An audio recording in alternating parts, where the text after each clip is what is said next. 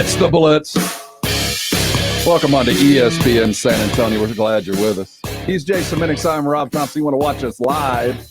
You can go to espnsa.com. There you'll see our YouTube feed, our Facebook feed piping in, and you'll see a familiar face for our San Antonio hoop heads. We're joined by Jordan Burns, the pride of Colgate University, but really the most important, that's Marshall High to you and me down here in San Antonio. Jordan, recently back from the G League Combine in preparation for the NBA draft coming around the corner. Jordan, welcome aboard, man. We're so glad you stopped by. Thank you guys for having me. I appreciate it. What's been life like for you? You finish your career at Colgate, and now you're preparing for the draft. You go to all these different camps, working out everywhere. I mean, what's the daily grind like? Man, it's good. I've been up in Dallas really for the most part during my training. So normally I wake up, get something to eat, head to the gym around like 10 o'clock for 11 o'clock workout. So I'll do some stretching and stuff like that. Then start my workout after that. Then we'll go to the strength piece. I'll do strength for about 30 minutes, 45 minutes, and then conditioning for 35, 40 minutes, and then get in the ice tub, and that'll be the day. So I'll do that pretty much every day. Every day. Probably 5-6 days a week. Yes, grind as Jordan Burns prepares for the NBA draft. You're looked at as a potential second-round draft pick, definitely a scorer. Have you gotten your 6 feet, 6'1" now? Yes, sir, 6 foot. But the last I saw you, I guess a couple years ago, it was about 5'9", I think, when you left. Yeah. You put on a couple inches, Yeah. What is it about San Antonio ballers in particular that go across the country and just light it up? You got buckets consistently at Colgate. What is it about in the water here that creates these 6-foot bucket getters? Yeah, I just think, we just undervalued a lot. So I think guys like us, we just want to make sure that we show the world that, we can play basketball too down here. I think Houston and Dallas they get the most pub, but, we're a big city. We got a lot of guys who can go, a lot of guys with that grit. So, we just want to show it. It's funny because I think about, we hear that a lot in football. You hear that a lot in basketball. We had Josh Reynolds from Jay, now with the Tennessee Titans on the other day. He said the same thing. Although he ended up playing his college ball at A&M, but San Antonio gets overlooked, and we often refer to that in the football world. But it really is the same in the basketball world, because when you look around, there's guys, most people might go, where the hell is Colgate? What state? Where are they at on a map? That kind of. But I mean, you go to Colgate and you have a tremendous college career. Thank you. UT, you missed out, right? Yeah, definitely. Well, Tennessee will remember him. If the last time you saw him, Colgate goes down to Tennessee. How much you getting that? 32. 32 in the NCAA tournament, enough to get the name noticed and get you out there. Now, obviously, getting into the NBA is going to be tough on that first go-around. You never know. Workouts happened, and you've got plenty of time before that draft, and all it takes is one team and, the position and the right place for you to land. If the NBA doesn't work out initially, are you looking at the G League, or would you go internationally? Yeah, I think I'm looking at both options, just weighing my options. G League is always great, still a part of the NBA, being in the States and things like that, but also overseas might pay a little more money. So I think, just weighing those options. But, right now, really trying to focus on trying to find a spot in the league, whether that's, a rookie contract, a two-way, Exhibit 10, anything like that. So trying to get in any way I can. What's when you were just at the G League camp, what was that experience like, and what were NBA general managers telling you? Oh, yeah, it was great. It was great, being there with a lot of good guys, a lot of guys from around the country that play, high major basketball that I don't really get to see a lot. So that was great. And, talking to teams, they were just telling me, they know I can play on the court. It's really just, they want to get to know, the type of person I am and things like that. So that was a big thing. And then obviously shooting the ball is just something that I can do very well. And my leadership as well on the court is something that's really big. So, if I can continue to show that to these teams, then I'll be able to find a spot in the NBA and stick. Jordan Burns, recent grad from Colgate in the NBA draft, just completed the NBA G League's combine, now in work, prepping and getting ready for the draft that's coming up at the end of the summer. When you come out of school, Jordan, and you were what you were the point guard, you were the scorer, you led your team from pretty much the moment you set foot after, I guess, your redshirt freshman year. Yeah. You really led the team. As you come out and start playing against guys and finding your niche in the league, what was the first thing you felt like you had to work on to make your college game a pro game? I think just change of speed. I think pace is like really big for me. I think you can't just go like super fast 100% of the time and use all your energy. I the game's a little bit longer. You know, there's a lot of guys who can play. So I think just learning, you know, how to control your pace is one of the biggest things for me. And then also, you know, floaters. Floaters are a big thing. In college, I didn't have to use them too much because our league didn't have, you know, superior shot blockers. But now that, you know, the NBA is the guys who can jump out the gym at every height. So now you got to realize, you know, get your touch right around the free throw line and get floaters up and learn how to, you know, cash in on those.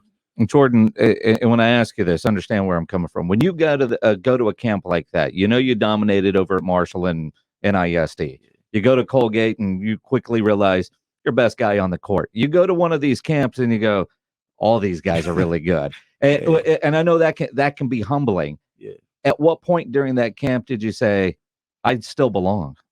I think, you know, going into the camp, I knew I belonged. Just, you know, I played against some guys before, and obviously I've been training in Dallas with a lot of, you know, high major guys, a lot of pros and things like that. So I knew I belonged, but I think definitely as I started to play in the game, I kind of got a feel for, you know, how fast the pace is and everything. And obviously we only got to play 2 games, but my second game was a lot better than my first. And, you know, I think just realizing that once I can kind of adjust to the game, it's going to be just like everything else. You know, you just got to work on, you know, the little things in order to make your game complete.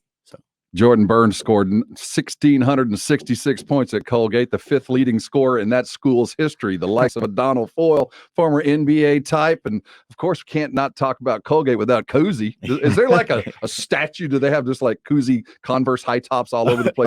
Bob Cousy? Yeah. I think he went to Holy Cross. Oh, he's actually. Holy Cross. That's right. I was thinking but Colgate. They do have a statue outside the arena. They do. In your conference. Yeah, we see it all the time. You know, when I see guys leave San Antonio, and especially heading up to the East Coast and playing up there, what's the style of ball? How is it different up there from the guys that are local that you were playing with from what you grew up with here in Texas? I don't know if there's a lot of difference. I think the biggest difference probably physicality. I think down here, just because of football oriented, down in the South, we kind of play a little more physical. Really? See, that was not the narrative not long ago. That we were the soft touch. We were taking jumpers while they were getting to the rim. Exactly. Yeah, I think it definitely flipped a little bit. I think up there, they're more finesse, but they like, you know, getting buckets. That's kind of like their thing, is like, that's where their game kind of goes towards. I think down here, we kind of work on some other things, some nuanced things to kind of make our game complete in order to fit in certain, you know, places, just because we're not highly recruited down here. So, and is that kind of a product of what you're getting at the high school level, but then also with your AAU teams? Yeah, definitely.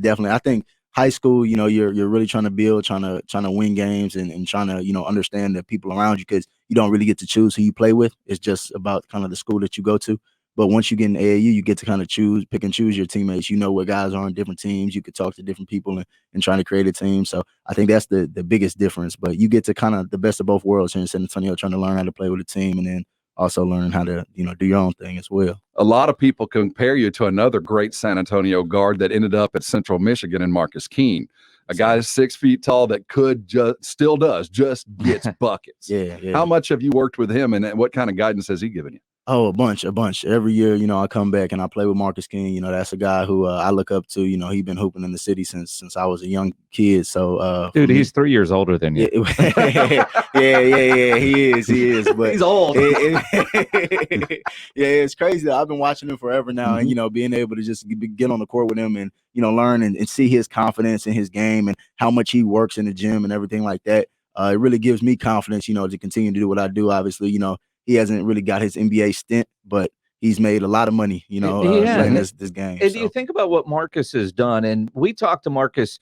He was playing in South Korea, part of a league that was the first league to come back and play in the middle of COVID. And he told us all the crap that they were going through to be able to play games. And dude, it's 3 a.m. and, you know, guys are up watching games. He was telling us guys were DMing him about, you know, bets and things like that. Because, you know, that, but I think about the life he has lived, the money that he has been able to make being a pro basketball player overseas. While the dream is the NBA, obviously, does knowing Marcus and what he's gone through kind of help you lay out that international plan? Like, if I don't get drafted, these are the countries or leagues I'd prefer to live in and go to, because I think he's been in all of them at this point. Yeah, definitely. I think definitely looking at the overseas market and seeing different places, obviously, just in case. I think, but yeah, definitely seeing Marcus King go over there and do it big. I mean, the biggest thing we do this for is for our families, to be able to provide for our families. That's the biggest thing. You know, obviously NBA is the dream, but any way you can accomplish taking care of your family is the biggest goal. So and he's accomplished that in a big way. So,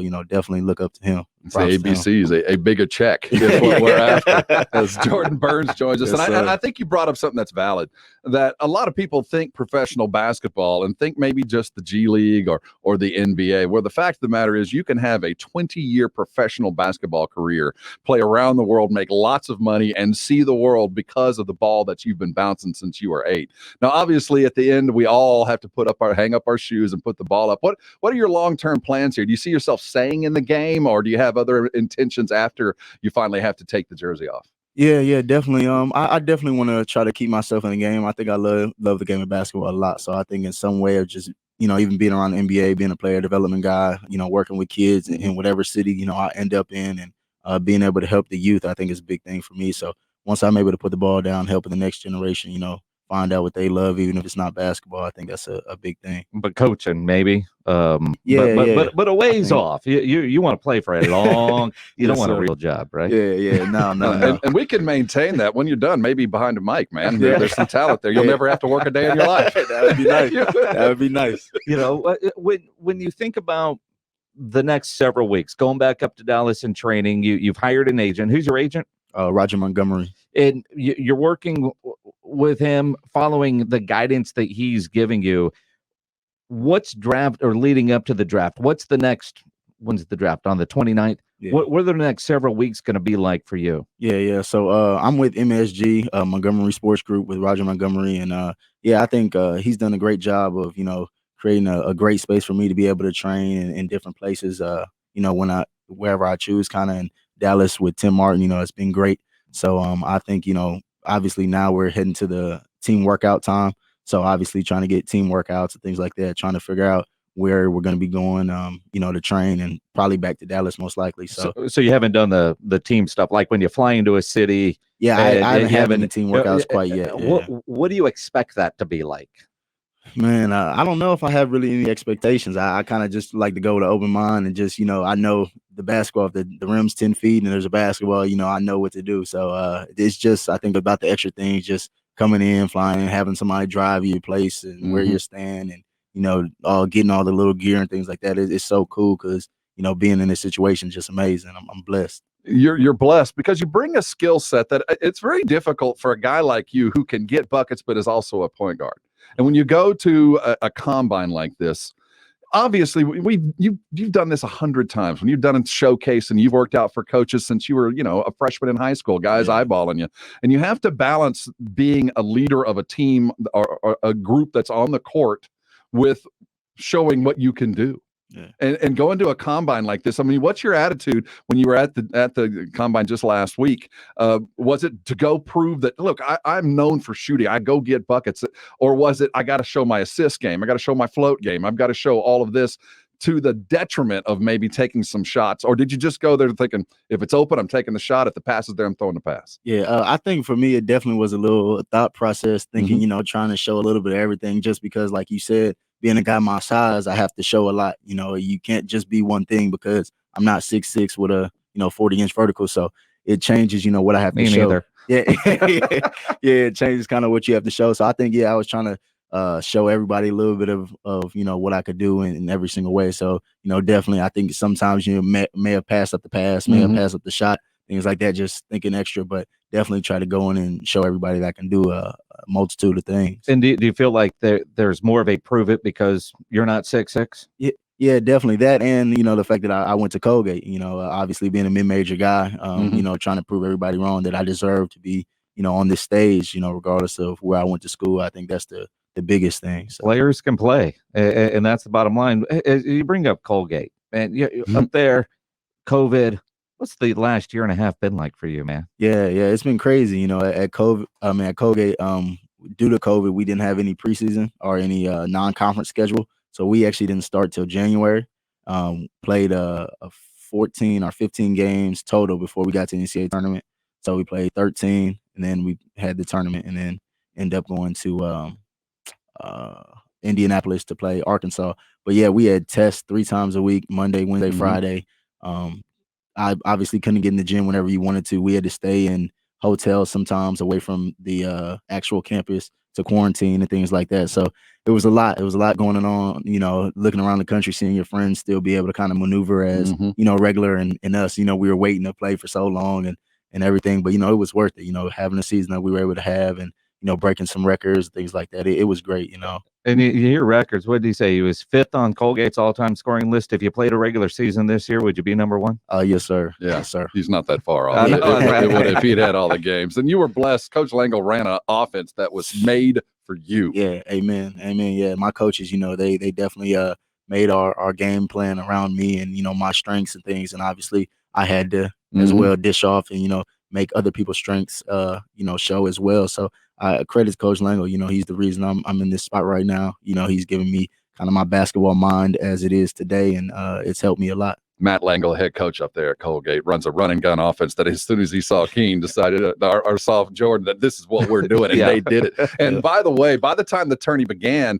you had already started turning heads. I do recall Jay Billis going, you might want to keep a look on Colgate because there's a kid down there, Jordan Burns, who lighted it up, and he was right, man. Yes, you opened up against Tennessee. Your team gave them everything you had. That's for sure. You played a good game against a very talented team. What was it like, by the way, Keon jumping out of the gym did you guard Keon Johnson when you had Tennessee? Did you have to step up with him? No, I didn't. Yeah, we played them 2 years ago. So yeah, they still had that's right. He's just a freshman this year. Yeah, it was who was he?